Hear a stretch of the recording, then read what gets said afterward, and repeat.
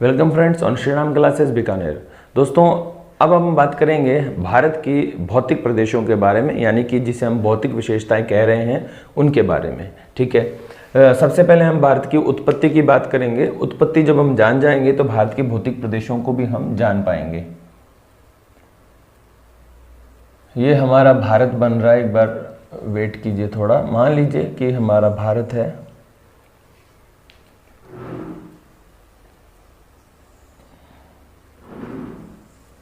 ठीक है, ये हमारा भारत है। ओके, अब भारत में जो पहले भूआकार हैं उनको हम जानेंगे और उसके बाद उनको उत्पत्ति के आधार पर मेंशन करेंगे।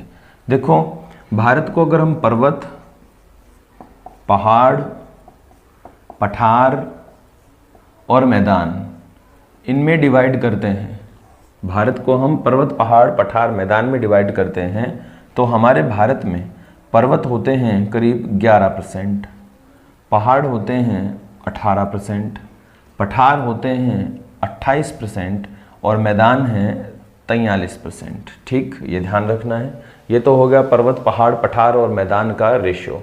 अब हम आ जाते हैं हमारे भारत पे। देखो, सबसे पहले हम बात करते हैं भारत में पर्वतों की। तो यहाँ पे आप देख पा रहे हैं, ये तो है उत्तर एवं उत्तर पूर्व हिमालय, उत्तर एवं उत्तर पूर्व हिमालय।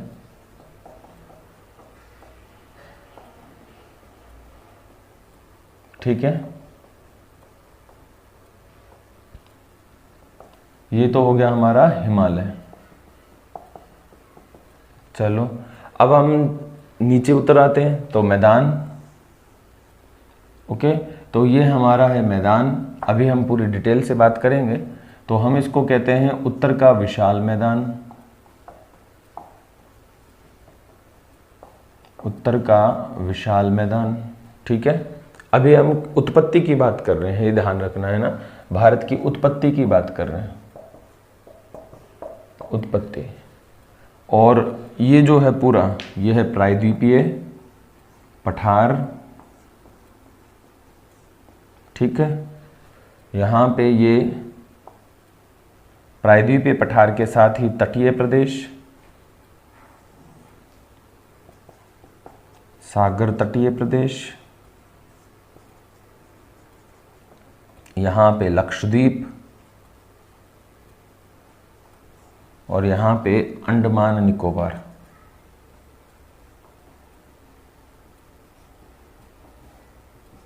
अब भारत को हम भूआकारों में विभाजित करते हैं और उनकी उत्पत्ति देखते हैं। देखो, उत्तर एवं उत्तर पूर्व हिमालय 1 नंबर उत्पत्ति के आधार पर, दूसरा 2 नंबर, ये प्रायद्वीपीय पठार 3 नंबर और सागर तटीय प्रदेश व द्वीप समूह, ये द्वीप समूह, इनको एक साथ ही रखा जाता है, द्वीप समूह, ये चौथा प्रदेश। बस, तो उत्पत्ति के आधार पर भारत में हम 4 भूआकार मानते हैं। ठीक है, इनमें से हिमालय, उत्तर का विशाल मैदान, प्रायद्वीपीय पठार और सागर तटीय प्रदेश व द्वीप समूह। ठीक है, अब ये जो प्रदेश है, उत्तर, उत्तर पूर्व हिमालय व उत्तर का विशाल मैदान, ये तो बना है टेथिस सागर से, टेथिस सागर का अवशेष। ठीक है, प्रायद्वीपीय पठार जो है यह है गोंडवाना लैंड का अवशेष, गोंडवाना लैंड का अवशेष। ठीक है, और सागर तटीय प्रदेश में ये वाला है, ये तो प्रायद्वीपीय पठार की भाग है। ठीक है, लेकिन इनका जो तटीय क्रम है, यहाँ पे सागर का अस्तित्व कब आ गया था, तो यहाँ पे जुरासिक काल में जो प्रायद्वीपीय पठार है वो आगे सरका था। इसमें जो पेंजिया का विभाजन है, उस पेंजिया के विभाजन को हम इसमें एक एनिमेशन वीडियो के माध्यम से समझेंगे, इसी वीडियो में कंटिन्यू। ठीक है, एनिमेशन वीडियो के माध्यम से समझेंगे और हम उसको आगे बढ़ाते रहेंगे, आगे मतलब समझ लेंगे, तो हमें पता लग जाएगा कि भारत किस तरह से उत्तर की ओर आगे बढ़ा था। तो प्रायद्वीपीय पठार गोंडवाना लैंड का अवशेष है और सागर तटीय प्रदेश क्योंकि जुरासिक काल में गोंडवाना लैंड का विभाजन हुआ था और भारत उत्तर की ओर आगे सरका था। तो सामान्यतः टर्शियरी काल में यहाँ पे पूर्णतया सागर का अस्तित्व आ गया था टर्शियरी काल में, क्योंकि टर्शियरी काल में हिमालय की रचना हुई, टेथी सागर जो कि वो भूसन्नति थी यानी टेथी सागर था उसका अवलन हो गया था और हिमालय अस्तित्व में आया और पूरी तरह से इंडियन प्लेट इस यूरेशियन प्लेट में समाहित हो गई थी, टकरा गई थी। तो संभवतः हमारे यहाँ इसी टर्शियरी काल में ही इस अरब सागर और बंगाल की खाड़ी की रचना हुई है। ठीक है, तो ये हो गया हमारे टर्शियरी काल से संबंधित। और तटीय प्रदेश यानी है तो प्रायद्वीपीय पठार के ही भाग हैं, ये गोंडवाना लैंड के भाग हैं, लेकिन यहाँ सागर का अस्तित्व कब आया? टर्शियरी काल में। द्वीप समूह जो लक्षद्वीप है ये तो बना है कोरल से यानी कि प्रवाल द्वीप है, ये तो इसको मूंगा द्वीप भी कहते हैं। ठीक है, और अंडमान सागर है, अंडमान निकोबार हैं, ये टर्शियरी काल में बने हैं, टर्शियरी काल में बने हैं काल में। ठीक है, ये ध्यान रखना है। तो ये गोंडवाना लैंड का अवशेष नहीं है, ये लक्षद्वीप भी गोंडवाना लैंड का अवशेष नहीं है। गोंडवाना लैंड के अवशेष के रूप में लक्षद्वीप में कुछ छोटी मोटी अवशिष्ट पर्वतमालाएं देखने को मिलती हैं जिन्हें अरावली का ही एक भाग माना जाता है। सागर तटीय प्रदेश गोंडवाना लैंड का अवशेष हैं, लेकिन यहाँ सागर की उत्पत्ति टर्शियरी काल में ही आई थी, सागर की उत्पत्ति टर्शियरी काल में हुई थी। ठीक है, अब उत्पत्ति हमने जान ली है। अब हम भारत को फिर विभाजित करते हैं भू आकृतिक प्रदेशों में एनसीईआरटी की बुक के अकॉर्डिंग। ये तो उत्पत्ति के आधार पर हो गए। अब हम विभाजन करते हैं भारत का भू आकृतिक प्रदेशों में। भू आकृतिक प्रदेश तो एनसीईआरटी के अनुसार एक तो होता है देखो फिजियोग्राफिक डिवीजन और एक होता है फिजिकल डिवीजन। अभी हम यहाँ कर रहे हैं फिजियोग्राफिक डिवीजन, लेकिन यानी कि भू आकृतिक प्रदेश। एक होता है भू आकृतिक प्रदेश, एक होता है भौतिक प्रदेश। ठीक है, यानी एक फिजिकल डिवीजन, एक फिजियोग्राफिक डिवीजन। तो हम बात करें अभी एनसीईआरटी की 11th क्लास की बुक के अनुसार फिजियोग्राफिक डिवीजन, तो भारत को 6 भू आकृतिक प्रदेशों में बांटती है एनसीईआरटी की 11th क्लास की बुक। देखो, भू आकृतिक की बात कर रहा हूं मैं, भौतिक की बात नहीं कर रहा। उत्पत्ति के आधार पर भौतिक 4 ही प्रकार के होते हैं। सामान्य रूप से भौतिक प्रदेश 5 होते हैं, लेकिन भू आकृतिक प्रदेश 6 होते हैं। किसके अनुसार? एनसीईआरटी के अनुसार 6 कौन कौन से उन्होंने माने हैं? उन्होंने माना है हिमालय, दूसरा यहाँ माना है थार। अब थार भारत का एक सामान्य भौतिक प्रदेश भी है, 5 भाग है। तीसरा देखो, पहला हो गया, दूसरा हो गया, तीसरा, चौथा उन्होंने माना है भू आकृतिक प्रदेशों में, चौथा माना है प्रायद्वीपीय पठार जो कि गोंडवाना लैंड का अवशेष है। 5वां उन्होंने माना है सागर तटीय प्रदेश और 6ठा उन्होंने माना है द्वीप समूह, ये वाले द्वीप समूह।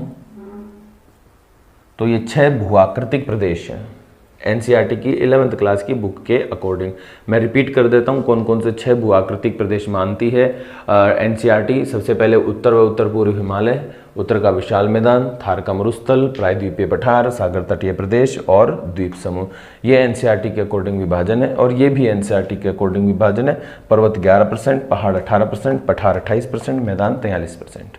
ठीक है, अब क्वेश्चन आता है कि अगर आपके सामने क्वेश्चन आए कि भारत का सबसे बड़ा भू आकार है और ऑप्शन ऐसे मिले हिमालय, उत्तर का विशाल मैदान, प्रायद्वीपीय पठार, तब आपको आंसर करना है प्रायद्वीपीय पठार। और आपके पास ऑप्शन आए ऐसे कि क्वेश्चन हो सेम कि भारत का सबसे बड़ा भू आकार है, ऑप्शन आए पर्वत, पहाड़, पठार, मैदान, तब आपको आंसर करना है मैदान। अब आप ये सोच रहे होंगे कि यार मैदान कैसे बड़े हो गए, जो कि पठार तो आपको सबसे बड़ा दिख ही रहा है, तो मैदान सबसे बड़ा कैसा हो गया? तो एक्चुअल में क्या होता है कि मैदानों में यहाँ पे वो मैदान सम्मिलित हैं जो इस प्रायद्वीपीय पठार पर नदियों ने बनाए हैं, जैसे गोदावरी नदी, कृष्णा नदी, कावेरी नदी, इधर नर्मदा, ताप्ती, माही। ठीक है, खंबात की खाड़ी में आती माही। तो ये सब क्या है? ये नदियों के अपर्दन से भी इस पठार पर मैदानों की रचना हुई है। ठीक है, तो इस तरह से अब सामान्य रूप से अगर यूं पूछे कि भू आकृतिक प्रदेश कितने हैं, भू आकृतिक को मान लीजिए इंग्लिश में अगर फिजिकल, हिंदी में लिखा हुआ है भौतिक प्रदेश में बांटा गया है, लेकिन उसका इंग्लिश ट्रांसलेशन जरूर देखिए आप क्वेश्चन में। अगर लिखा है फिजियोग्राफिक डिवीजन, तब फिजियोग्राफिक डिवीजन 6 हैं और लिखिए फिजिकल डिवीजन तब 5 हैं। ठीक है, उत्पत्ति के आधार पर 4 ही हैं। 5 कौन कौन से हैं? 5 फिजिकल जो डिवीज़न है 5 हिमालय, उत्तर का विशाल मैदान, थार का मरुस्थल, प्रायद्वीपीय पठार, और 5वां है सागर तटीय प्रदेश एवं द्वीप समूह। इस तरह से है। अब थार का मरुस्थल उत्पत्ति के आधार पर उत्तर के विशाल मैदान का ही भाग है, लेकिन यहाँ पे जलवायु परिवर्तन होने की वजह से मरुस्थल का निर्माण हुआ है। जलवायु परिवर्तन होने की वजह से यहाँ मरुस्थल का निर्माण हुआ है और इस वजह से हम इसे एक अलग भू आकार के रूप में देखते हैं। ठीक है, ये ध्यान रखना, एक अलग भू आकार माना जाता है। तो इस तरह से 5 भौतिक प्रदेश, 6 भूआकृतिक प्रदेश, उत्पत्ति के आधार पर 4 भौतिक प्रदेश हमारे भारत में हैं।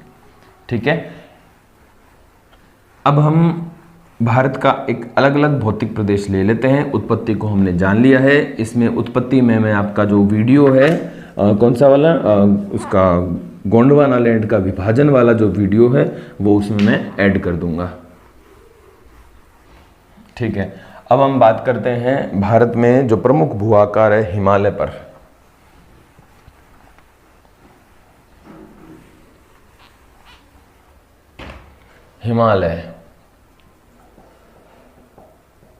हिमालय को हेमवंत भी कहा जाता है पुराणों में। हिमालय को सोमो पर्वत भी कहा जाता है चाइना में। ठीक है, हिम प्लस आल है, हिम का घर। पूरे 12 महीने यहाँ बर्फ रहने के कारण इसका नाम हिमालय है। सोमो पर्वत चीन में कहते हैं, हेमवंत भारतीय पुराणों में कहते हैं। अब हिमालय किस प्रकार की पर्वतमाला है, तो हिमालय है नवीन वलित पर्वतमाला। नवीन वलित पर्वतमाला। हिमालय की उत्पत्ति कब हुई, टर्शियरी काल में। टर्शियरी काल में हिमालय की उत्पत्ति हुई, तो नवीन वलित है। और टर्शियरी काल में हिमालय की रचना हुई। अब वलित होता क्या है, ये होता है, ये वलन है, वलन यानी कि फोल्ड। ये नवीन वलित है। नवीन वलित कितना नवीन, विश्व की नवीनतम वलित पर्वतमाला। ये फोल्ड है। फोल्ड का ऊपर उठा जो भाग है उसको अपनति कहते हैं। फोल्ड का नीचे धसा भाग है उसे अभिनति कहते हैं। तो हिमालय अपनति और अभिनति में विकसित पर्वतमाला है ना। कोई पूछे आपसे कि विश्व की नवीनतम अपनति व अभिनति में विकसित पर्वतमाला कौन सी है, तब आप आंसर क्या देंगे, हिमालय देंगे। ठीक है, आप अपनति और अपनति से ये मत सोचना यार ये क्या पूछ लिया। तो नवीनतम अपनति और अभिनति के रूप में विकसित हुई जो पर्वतमाला है ये कौन है, हिमालय है। ठीक है, अब हिमालय के विस्तार वगैरह की बात करते हैं।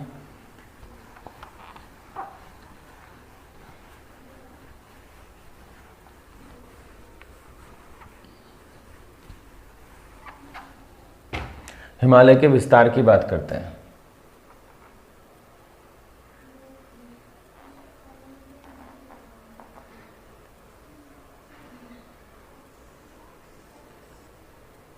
ये देखो हमारा भारत,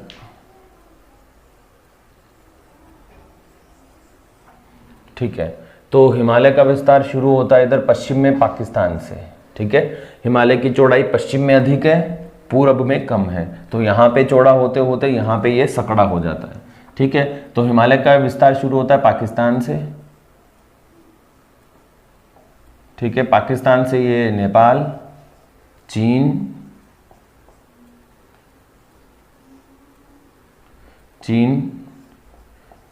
नेपाल से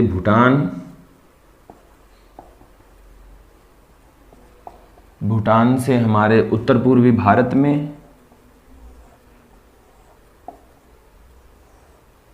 इस तरह से विस्तृत है।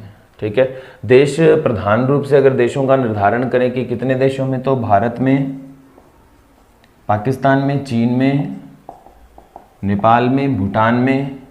ठीक है, बस 5 देश होने चाहिए, 1 2 3 4 5। ठीक है, अब ऐसा कहते हैं कि पाकिस्तान जो, क्योंकि ये हिमालय टर्शियरी काल की पर्वतमाला है, तो टर्शियरी काल की पर्वतमालाओं में हिमालय के अग्रभाग माने जाते हैं इधर हिंदू कुश पर्वत, जो कि अफगानिस्तान में और पाकिस्तान में है। हिमालय के मोड़ माने जाते हैं, अग्रभाग माने जाते हैं पर्वतमाला का नाम हिंदू कुश। ठीक है, और इधर हिमालय का एक और मोड़ माना जाता है म्यांमार में। बाकी ये हिमालय पर्वतमाला हिमालय नहीं है, लेकिन हिमालय का ही मोड़ माना जाता है, क्योंकि दोनों पैरेलल हैं, साथ साथ हैं, और हिमालय के मोड़ माने जाते हैं। और ये दोनों के दोनों सेम उसी काल में बने हैं जिस काल में हिमालय बना है। तो ये भी टर्शियरी काल का है, ये भी टर्शियरी काल का, ये भी टर्शियरी काल का। ठीक है, ये ध्यान रखना। हिमालय इधर पश्चिम से पूर्व की ओर हिमालय की अधिकतम जो लंबाई है वो 2500 किलोमीटर है। ठीक है, 2500 किलोमीटर की लेंथ हिमालय का जो महान हिमालय वाला भाग है उसमें है। एवरेज जो हिमालय की लेंथ आती है कटपिट के तो वो करीब 2400 किलोमीटर आती है। अधिकतम लंबाई 2500 किलोमीटर महान हिमालय में है। हिमालय का जो सबसे ऊंचा शिखर है, सबसे ऊंचा शिखर, वो नेपाल और चीन की सीमा पर है। नाम है माउंट एवरेस्ट। नाम माउंट एवरेस्ट। इसको नेपाल में सागर माथा कहते हैं, चीन में इसको चोमोलुंगमा कहते हैं। चोमोलुंगमा चीन में। ठीक है, चोमोलुंगमा, माउंट एवरेस्ट, सागर माथा। चोमोलुंगमा का अर्थ होता है पर्वतों की रानी। पर्वतों की रानी 8848 या 8850, ब्रिटेनिका एनसाइक्लोपीडिया के according 8850 metre Himalaya Mount Everest की ऊंचाई। अब माउंट एवरेस्ट को पहली बार फतेह करने वाले, मतलब पहली बार चढ़ने वाले थे न्यूजीलैंड के थे एक तो, और एक थे हमारे नेपाल के। नेपाल के थे तेंजिंग नोर्गे। ठीक है, नेपाल के थे तेंजिंग नोर्गे, और एक न्यूजीलैंड के थे। न्यूजीलैंड का जो था नाम, उनका था नाम एडमंड हिलेरी। लिख देता हूं, थोड़ा हार्ड नाम है, एडमंड हिलेरी। तो न्यूजीलैंड के एडमंड हिलेरी और नेपाल के तेंजिंग नोर्गे।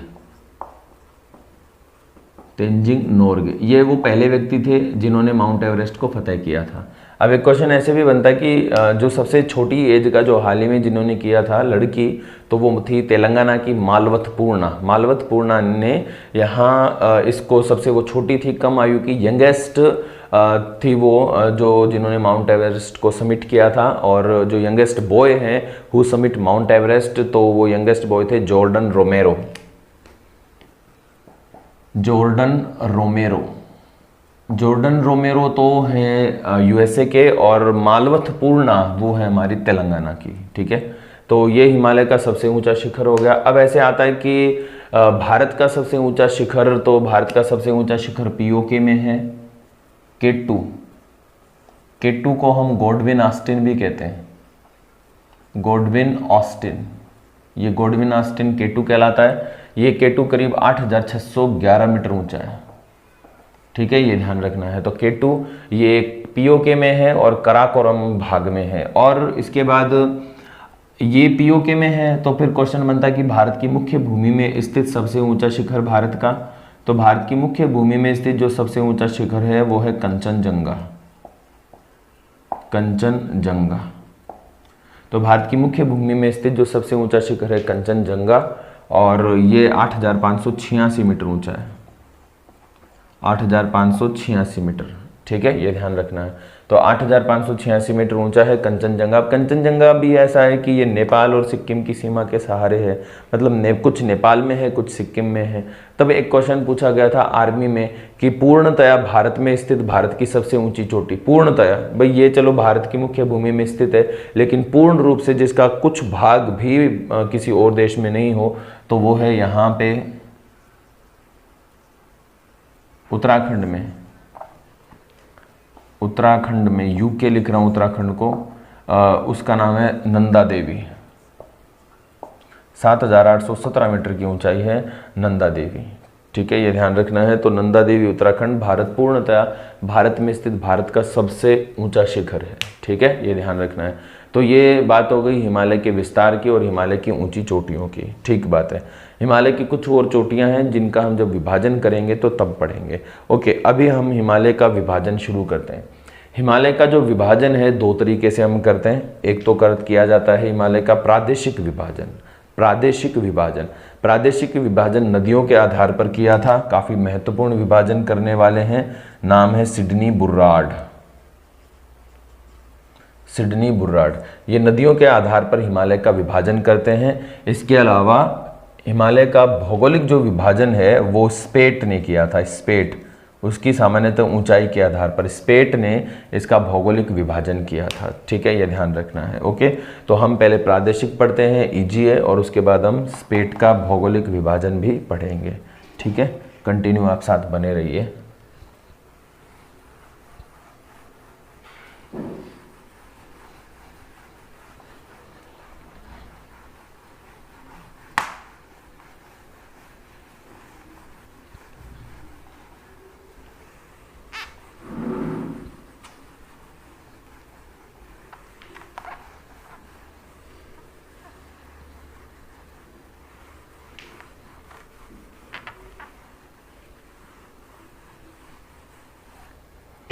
ठीक है, हम बात करते हैं हिमालय के विभाजन की। तो हिमालय का सबसे पहले लेते हैं हम प्रादेशिक विभाजन।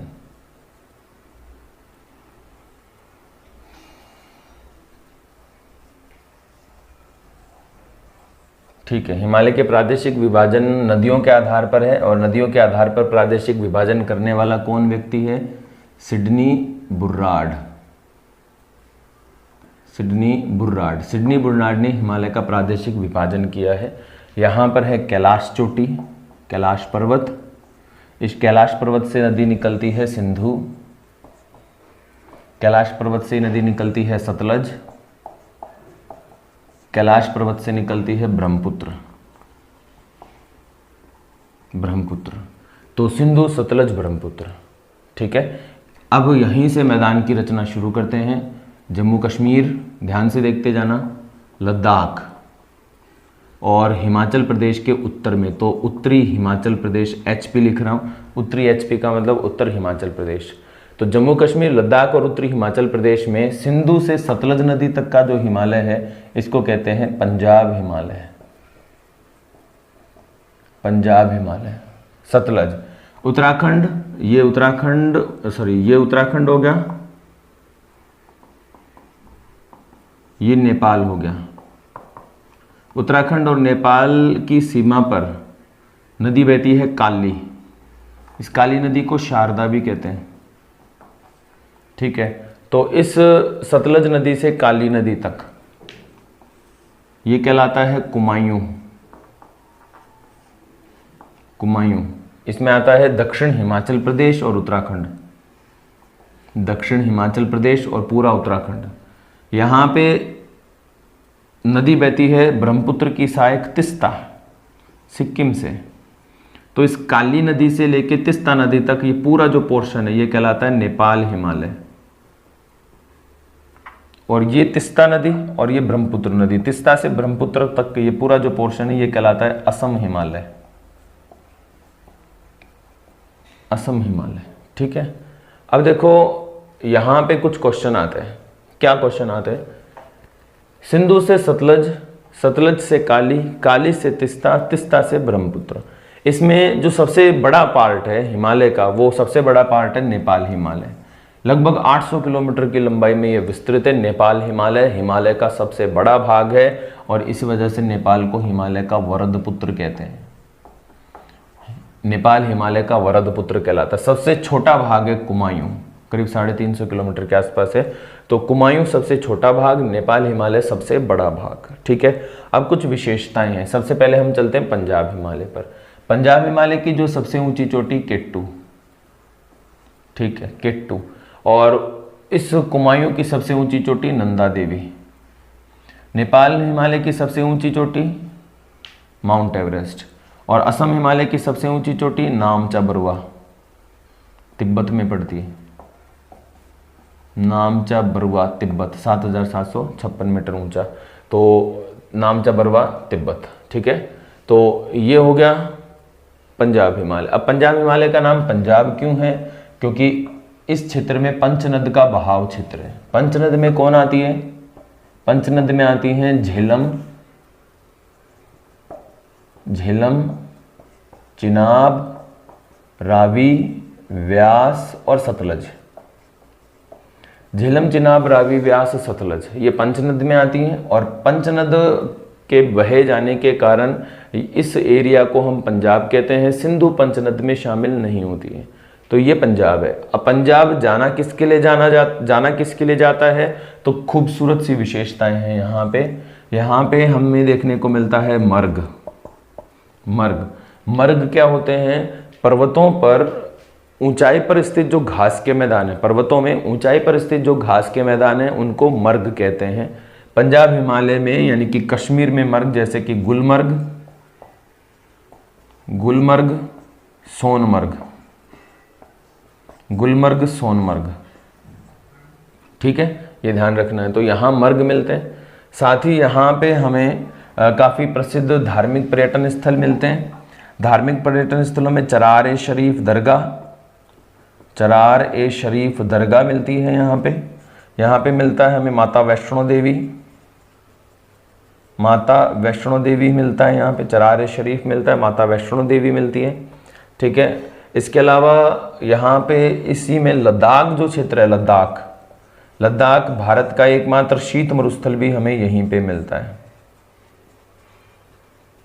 साथ ही कश्मीर में हमें मिलता है करेवा, कश्मीर घाटी में करेवा मिलता है। करेवा क्या है? वैसे एक सरोवर था, तालाब हुआ करता था प्लीस्टोसीन काल में, लेकिन फिर उसमें रेत वगैरह के जमाव हो गए, तो अभी ये क्या है? एक दलदली प्रदेश है करेवा।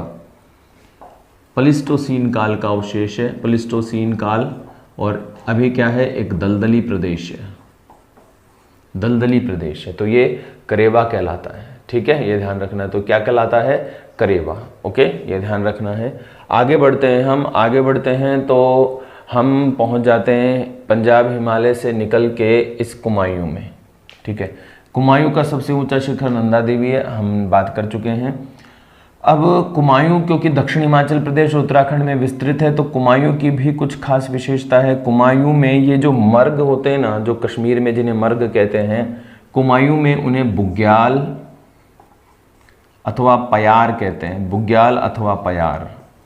साथ ही कुमायूं में हमें देखने को मिलती है फूलों की घाटी, फूलों की घाटी, चमोली जो क्षेत्र उत्तराखंड का वहाँ पे विस्तृत है। साथ ही हमें उत्तराखंड में देखने को मिलती हैं दून और दुआर घाटी, इसी कुमायूं में देखने को मिलती हैं। हिमालय का सबसे छोटा भाग है, हिमालय का सबसे नवीन भाग भी है, दून और दुआर। दून और दुआर क्या होता है? पर्वतों के मध्य स्थित जो घाटियाँ होती है, पर्वतों के मध्य स्थित समतल घाटियाँ, मतलब ऐसे ये घाटी हो गई, चारों ओर पर्वत हो गए, ये घाटी कोई, तो पर्वतों के मध्य स्थित समतल घाटी जो होती है उन्हें द्वार कहते हैं। द्वार कहाँ कहते हैं? द्वार तो कहते हैं उत्तराखंड के पूर्व में, जैसे कि हरिद्वार, हरिद्वार, और पूर्व पश्चिम में कहते हैं दून, जैसे कि देहरादून, पाटलीदून, देहरादून, पाटलीदून। ठीक है, ये ध्यान रखना है। तो यहाँ पे हमें दून मिलते हैं, इधर हमें द्वार मिलते हैं, उत्तराखंड में ही मिलते हैं ये। ठीक है, ये ध्यान रखना है। नेपाल हिमालय की खास बात है कि नेपाल हिमालय की जो क्वेश्चन है वो एक ही आता है इस पे, बाकी हिमालय में भौगोलिक विभाजन करते हैं तब इस पर कुछ क्वेश्चन बनते हैं। नेपाल हिमालय में खास बात एक ही है कि नेपाल वो देश है जहाँ हिमालय की तीनों बड़ी श्रृंखलाएं, महान हिमालय, मध्य हिमालय और उप हिमालय आपस में मिलती हैं। महान, मध्य और उप हिमालय आपस में मिलती हैं, वो हिमालय है। अब असोम हिमालय की हम बात करते हैं, तो असोम हिमालय में हमें कुछ पहाड़ियाँ देखने को मिलती हैं। उन पहाड़ियों का हमें डायग्राम बनाना पड़ेगा क्योंकि वो एग्जाम में आती हैं। ठीक है, नेपाल हिमालय की भी पहाड़ियाँ हैं लेकिन हम उनको भौगोलिक विभाजन में पढ़ेंगे। इधर काफ़ी पहाड़ियाँ, उनका क्रम पढ़ेंगे हम कि पूर्व से पश्चिम की ओर जो क्रम है वो पढ़ने वाले हैं। अभी हम सिर्फ बात करेंगे असम हिमालय की जो पहाड़ियाँ हैं उन्हीं पर।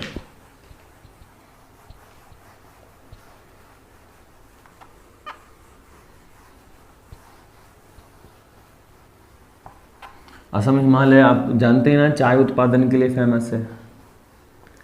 असम हिमालय किसके लिए फेमस है?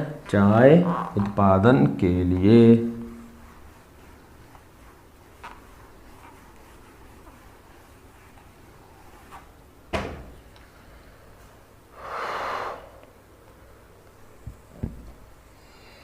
ये हो गया हमारा असम,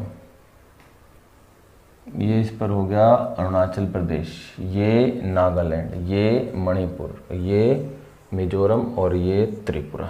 ठीक है, बाकी तो आप जानते हैं भूटान, वेस्ट बंगाल वगैरह आ गए। यहाँ पे कुछ पहाड़ियाँ हैं, असम हिमालय की बात कर रहे हैं, काफ़ी प्रसिद्ध पहाड़ियाँ हैं। डाफला, मिरी, अबोर, मिश्मी, पटकोई बूम, ये तो नागालैंड की हो गई। डाफला, ये मिरी, ये अबोर, ये मिश्मी। डाफला, मिरी, अबोर, मिश्मी अरुणाचल प्रदेश में। क्रम है ये, पूछेंगे है ना, क्रम पूछते हैं। ओके, इसके बाद इधर पटकोई बूम, पटकोई बूम, इधर नागा, यहाँ पे मणिपुरी, यहाँ पे मिजो। ये जो मिजो हिल है, मिजो हिल, इस मिजो हिल को लुसाई भी कहते हैं, मिजो हिल को लुसाई भी कहते हैं और मिजो हिल को ब्लू माउंटेन की संज्ञा भी दी जाती है। इसको लुसाई भी कहते हैं, ब्लू माउंटेन की संज्ञा भी दी जाती है। और यहाँ पे है म्यांमार, म्यांमार। तो अब क्वेश्चन क्या बनता है कि पटकोई बूम की पहाड़ियाँ किस भारतीय राज्य और म्यांमार की सीमा पर हैं? तो ये अरुणाचल प्रदेश, ये नागालैंड, ये मणिपुर और मिजोरम, ये सभी की सभी सीमाओं पर हैं, सीमाओं पे। म्यांमार की ओर से भी अराकान पर्वत है, वो भारत की और म्यांमार की सीमा बनाता है। अराकान पर्वत भारत और म्यांमार की सीमा बनाता है। तो आप इन्हें याद करें, ठीक है। एक क्वेश्चन और आया हुआ है कि नागा जो पहाड़ियाँ हैं ना, इनका सबसे ऊंचा शिखर कौन सा है? नागा पहाड़ियों का